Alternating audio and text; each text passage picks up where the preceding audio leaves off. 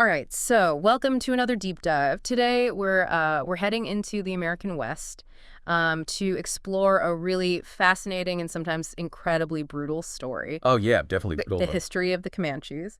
And we'll mainly be using S.C. Gwynne's Empire of the Summer Moon to guide our deep dive. Yeah. It's really it's a remarkable story. I mean, the Comanches went from being like a relatively small, kind of insignificant tribe to, this incredible force that dominated the Great Plains like for centuries, over Very, 2 centuries. for a really long time. Yeah. And their story is one of like incredible adaptation, military prowess, and well, ultimately tragedy. Yeah, for sure. And Gwynne, he really kind of highlights how the Comanches' rise to power was like so intrinsically linked to their relationship with horses, right? It's like more than just them being skilled riders, you know what I mean? Oh, absolutely. Yeah. I mean, the arrival of horses in the Americas, brought by the Spanish, it like fundamentally reshaped Comanche culture.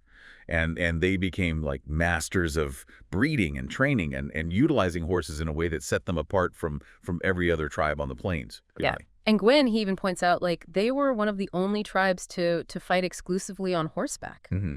And the sheer number of horses they possessed was just astounding. Like, can you imagine, like, a single warrior owning hundreds of horses? Yeah. I mean, horses weren't just like tools for transportation or warfare for them. They were like central to their entire social structure, Right. their economy, even their spiritual beliefs. Right. Like the more horses a warrior possessed, the greater his wealth and his prestige and his influence within the tribe. Yeah, that makes a lot of sense. I mean, a status symbol for sure. Oh yeah, big time. And, Gwynne, he tells this really kind of amazing anecdote about a Comanche rider who used the same, and I quote, miserable sheep of a pony to win races and steal hundreds of horses from other tribes. And it seems like they had like an almost intuitive understanding of horses. Well, I mean, it wasn't just intuition, although that definitely played a role. But they developed, sophisticated techniques for breeding and training and even, using horses in battle. Like they really understood like the nuances of different breeds, and they knew how to exploit their horses' strengths to gain an advantage over their enemies. Yeah, I guess that's part of why they were so successful. Oh, absolutely, for sure. So this mastery of horses, enabled them to control vast territories, raid with incredible speed and efficiency, and essentially like dictate the terms of engagement with anyone who dared to kind of cross their path, right? Yeah, precisely. I mean, the vast, unforgiving landscape of the Texas plains, it became their domain. They knew how to navigate it. They knew how to exploit its resources, and they knew how to use it to their advantage in conflicts. It's no exaggeration to say that horses were the key to their dominance. Yeah. Really. For sure. But for those living on the Texas frontier, this dominance translated into a constant threat. Right. The Comanches were known for their brutal raids. Yeah. And their reputation, it instilled terror in the hearts of settlers, right? Oh, absolutely. Yeah. I mean, and these raids, they were a part of the Comanche way of life, right? Yeah. They weren't just like random acts of violence.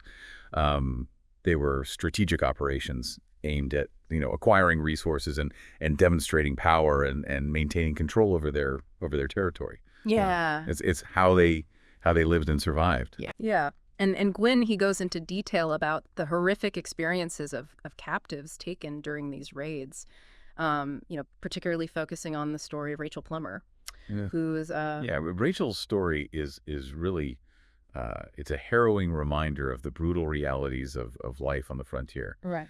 She was captured during the raid on Parker's Fort in 1836, Right. and her account provides like a glimpse into the terrifying experience of being taken from your home and thrust into a completely alien culture. Yeah. Like completely different. Everything's different. Yeah. Yeah. It's hard to even imagine, really. Yeah. It's tough to wrap your mind around it. Yeah. And her story, it is heartbreaking, especially the account of her infant son being killed by her captors. But it also highlights like her incredible resilience. Like despite enduring unimaginable hardships, she managed to document Comanche society, giving us like valuable insights into their customs and beliefs. Yeah.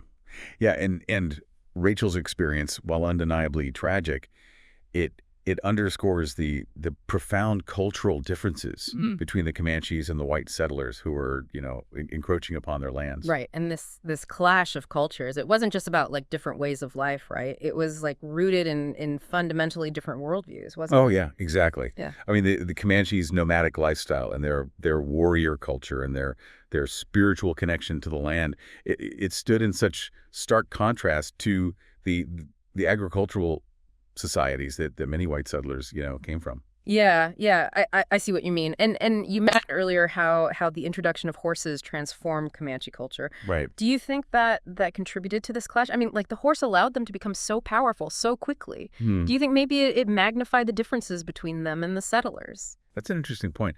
Yeah, I mean, the Comanches' rapid rise to power, fueled by their mastery of horses, it definitely created a significant power imbalance, I mean, the settlers with their like slower paced agrarian lifestyles, they were just unprepared for the Comanches like lightning fast raids and their dominance of the plains. They couldn't keep up. Right. And this difference in pace and lifestyle, it was reflected in their approach to warfare as well. The Comanches, they relied on surprise attacks and incredible mobility, Right. which, completely contrasted with the traditional military tactics of the U.S. Army. It was like they were like playing two different games almost. Yeah. It's a great analogy. I mean, the Comanches' reliance on mobility and surprise, it was incredibly effective. I mean, they could strike quickly, they could disappear just as fast, Yeah. and leave their enemies bewildered and demoralized. Yeah. And the U.S. Army, used to fighting in organized formations, they really struggled to adapt to this fluid, unconventional style of warfare. Yeah. And Gwynne, he describes several key conflicts that really illustrate this clash of styles. Right. Events like the Council House fight where attempts at negotiation, ended in bloodshed. Right. And the battle at Plum Creek, Right. where the Texas Rangers, led by the innovative Jack Hayes, managed to, inflict a significant defeat on the Comanches. Yeah, those early conflicts, they really highlighted the growing tensions and the shifting balance of power on the frontier. The Comanches, while still a formidable force, they were beginning to face organized resistance from the Texans, who were, starting to learn to adapt to their tactics and exploit their weaknesses. Right. And then there was the raid on Victoria, which was just like a devastating attack that showed that the Comanches weren't going to back down easily. No, the raid on Victoria was a bold statement. No. It demonstrated the Comanches' reach, their power, and their unwavering determination to resist encroachment on their territory. They were sending a clear message. The Texas frontier was still contested ground. Right. They weren't going anywhere. Yeah. So it's clear that, these early conflicts were just the tip of the iceberg in this clash of cultures. And no story really embodies this clash more powerfully than that of Cynthia and Parker, right? Yeah. Oh, yeah. Cynthia Ann's story. It's Yeah. truly captivating, Kidnapped as a young girl during the raid on Parker's fort. She grew up fully immersed in Comanche life. She forgot her English language. She married a prominent war chief named Pita Nocona and even had 3 children with him, including Quanah Parker, who would later become, kind of a legendary figure in his own right. Right. And it's fascinating how Gwynne describes her transition from, captive to a fully integrated member of Comanche society. Like she wasn't just, living amongst them. She became one of them, What strikes you about her story? Well, I think what I find most compelling is that even after her recapture in 1860, like after 24 years of living as a Comanche, she desperately wanted to return to her Comanche family. Like she grieved for her children and the life she had built. And it really, it challenges this idea of her rescue as like a simple act of liberation.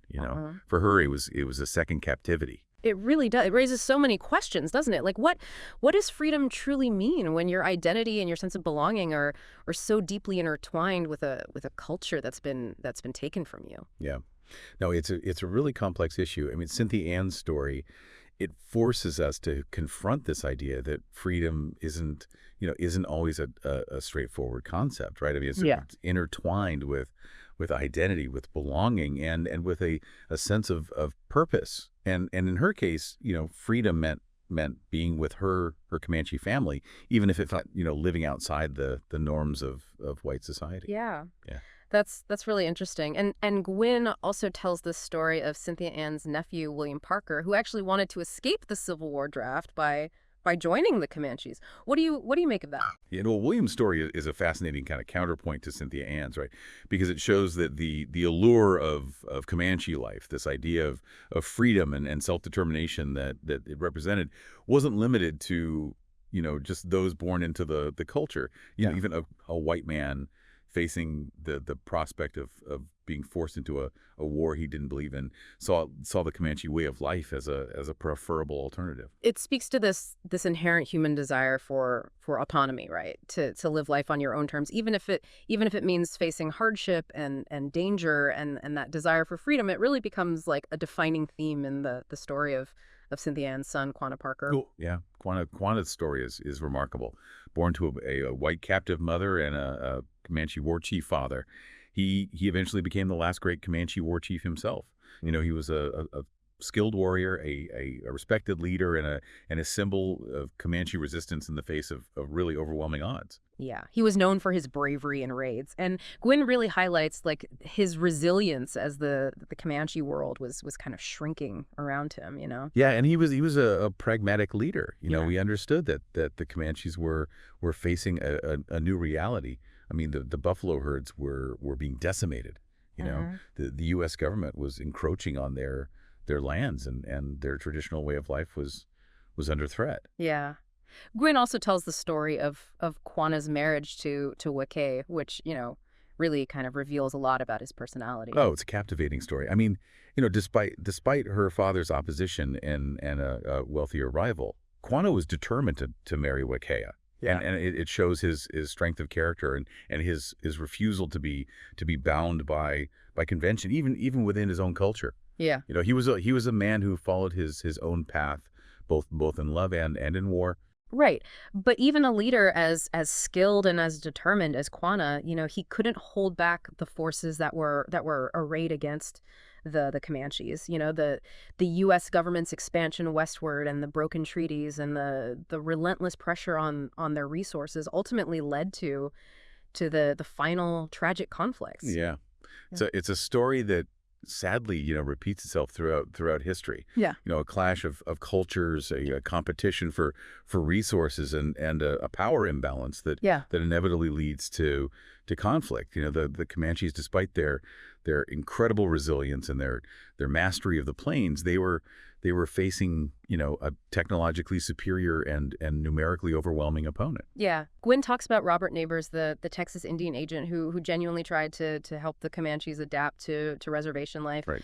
He seemed to believe that peaceful coexistence was possible. Yeah. Neighbors was a fascinating figure. He understood the Comanches. Yeah. He respected their culture, and he believed that with patience and understanding, they could transition to a new way of life. Yeah. But his assassination, most likely at the hands of a white man who resented his efforts was just a devastating blow to any hope for a peaceful resolution. Yeah, his death really marked a turning point, didn't it? It seemed to signal that violence was inevitable. And it paved the way for a man like Colonel Ranald Mackenzie, who was a very different kind of military leader to kind of take charge. Gwynne even calls him the Anticuster, Yeah, Mackenzie was a skilled and ruthless military strategist, Unlike Custer, who was, known for his reckless charges and underestimation of Native American opponents. Mackenzie was methodical, calculating, and relentless. He understood the Comanches' strengths, and he was determined to exploit their weaknesses. Yeah.